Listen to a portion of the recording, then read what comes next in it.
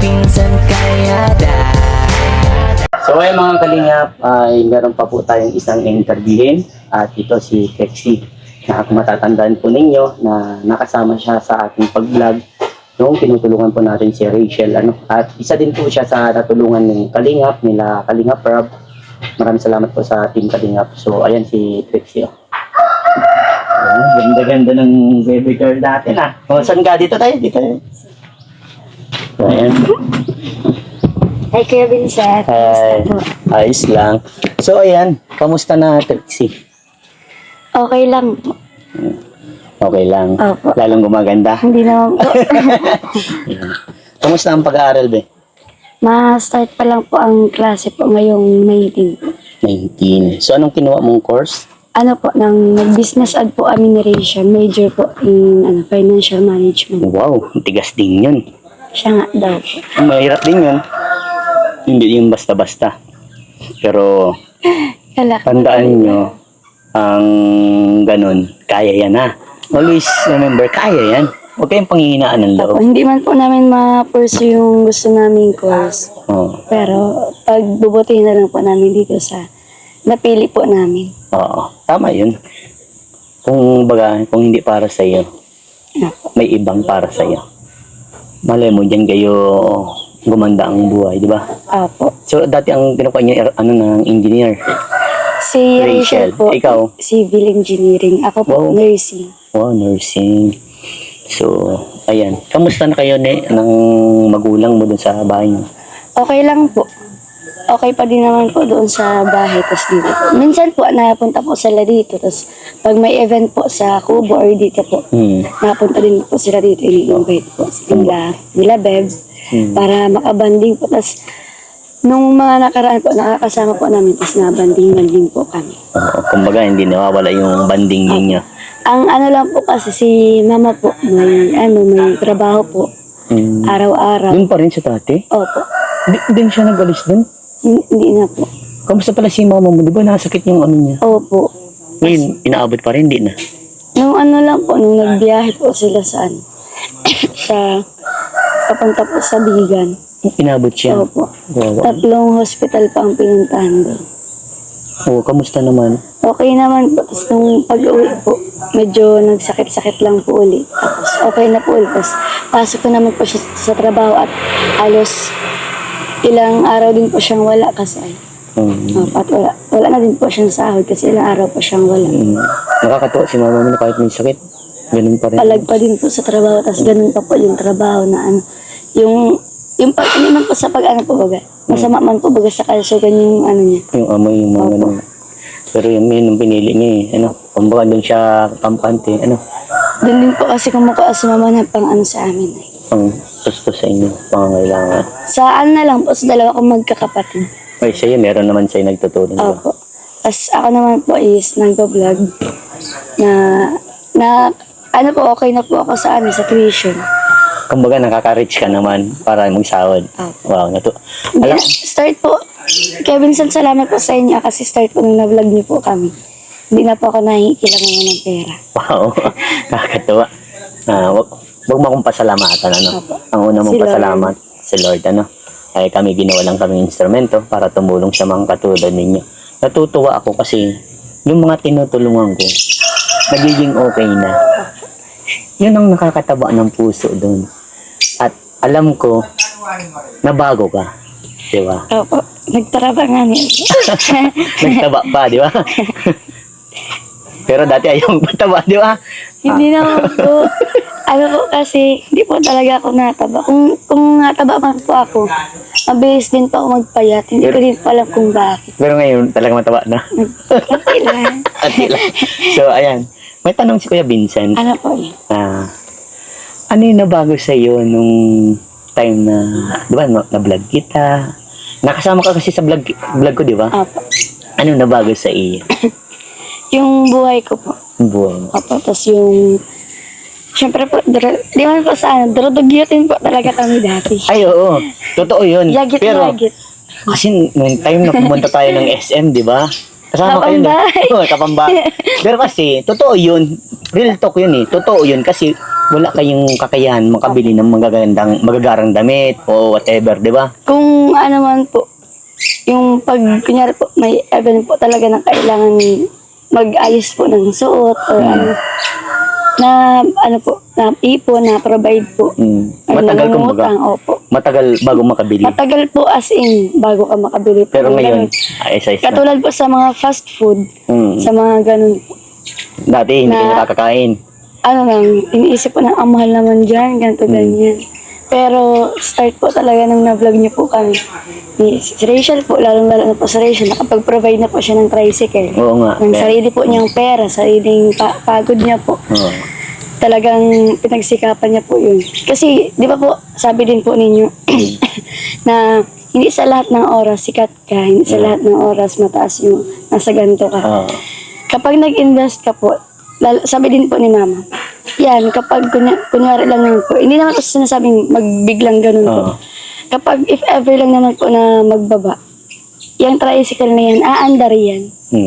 Makapagkukunan pa din yan ng income. Tama. Yung para po bagang nasa praktikalan po talaga. Tama yun. Tapos ngayon nga po, start nga po nung na-vlog, maayos na po yung bahay. Sila Rachel po, dalawa na yung bahay. Kami po, concrete na, hindi na po tulo-tulo, hindi na po ako nasasyaweran dun sa bubong. At di na nasisilipan. Opo, lalo na po sa CR, Oo. na talagang po makalimutan yun ay. Sinilipan ka. Kami po na Rachel, Parehas kayo sinilipan. Grabe. dun po sa may yung likod po namin, sagingan. Pag biglang ganun po namin, sabi ko, bakit parang may tao dun? Sabi ko, tapos tinignan po namin. Oo nga, babe. Parang nakaganon po kasi siya eh. Sa amin po nakatingin. So, grabe, ano. So, buti na lang, naayos. Tapos yun na nga po, maayos na po yung pamumuhay namin. Kahit po na medyo nade-drain po dahil sa mga nanggaganon sa amin. Nagda-down. Opo.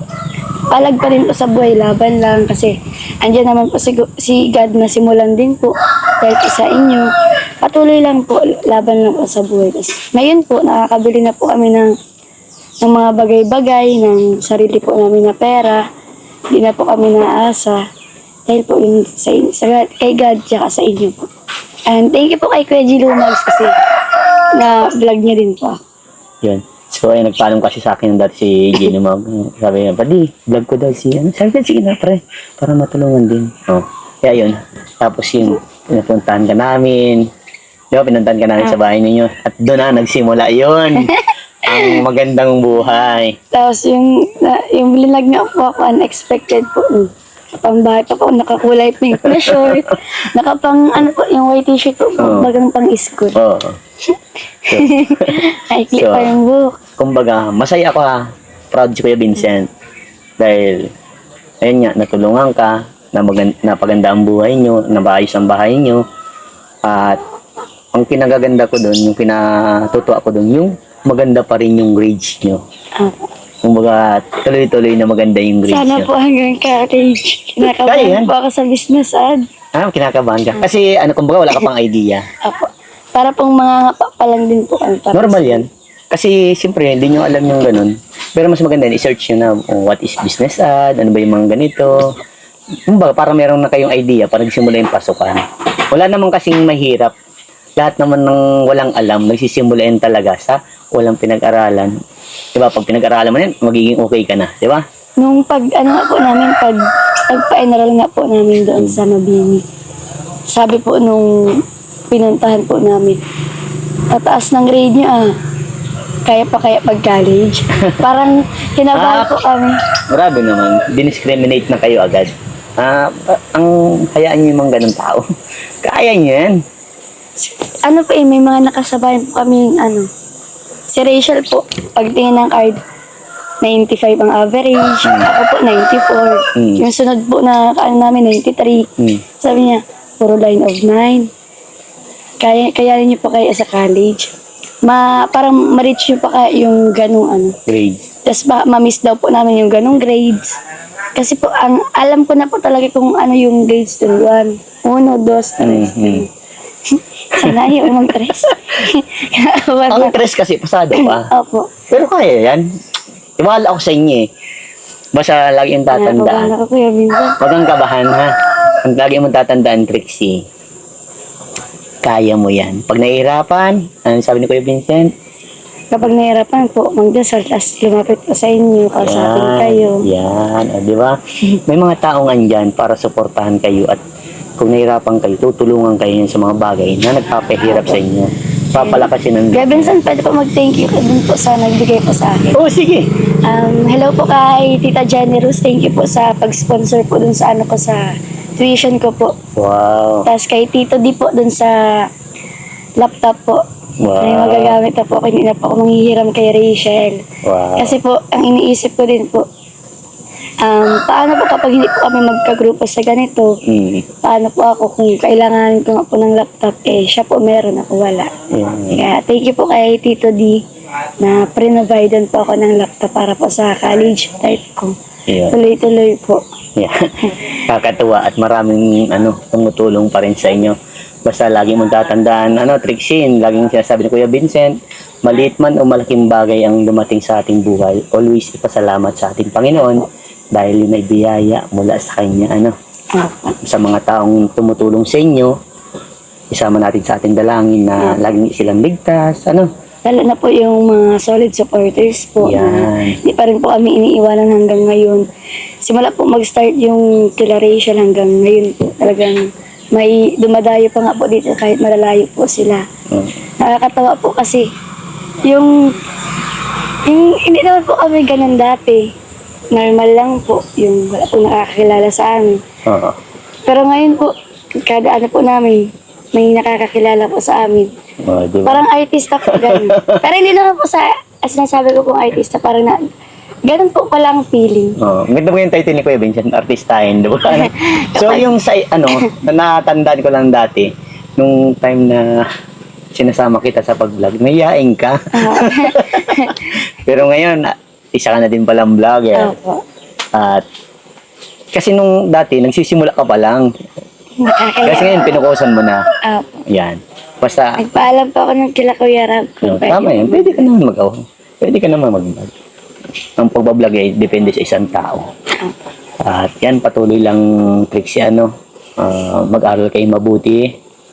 Naniniwala ko sa inyo na makakaya nyo yan at makakapagtapos kayo. Basta, wag lang ma-pressure at wag makipagsabayan sa mga magagaling sa school. Hindi mo naman kailangan magkaroon ng mataas na grades. Ang kailangan mo, matutunan yung mga bagay na tinuturo sa inyo, mas okay na yun. Pero ang hirap din po kasi kapag yung expectations po ng iba, katulad po nung mga basher. Kasi nga, sila kasi, yan doon lang yung tatandaan. Kasi ang nila, ay matalino siya, ganyan ang grades niya. Dapat lagi mong tatandaan. Yung iba nga, sa sobrang talino, may hindi pa rin nakakapasa. Dahil sa napipressure sila. Pressure ang nagpapa-apekto dyan. Kasi kung magpapa-apekto kayo sa mga taong basher, sa mga papalubog sa inyo, nang dadown sa inyo, kayo yung magiging talo. Gawin nyo silang inspirasyon para makuha nyo yung bagay na ito. Dahil pag nakapagtapos kayo at may maayos kayong grades, ito na po. Ito na po yung dinadown nyo dati. Tapos na po ako ng business ad. Di ba? Basta, laging tandaan, wag mong papekto, ha?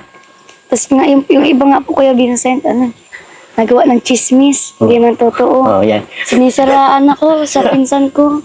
Sinisiraan nila ako kahit di naman totoo. Yan nga. Laging pinapayo ni Kuya Vincent, huwag mo pa-apekto sa mga basher at lumaban lang sa hamon ng buhay, ha? Okay, lagi lang mag-pray kay God, peace bump na si Kuya Vincent. Mag-iingat kayo palagi, ha? Okay, bye-bye na. Salamat po. Sige.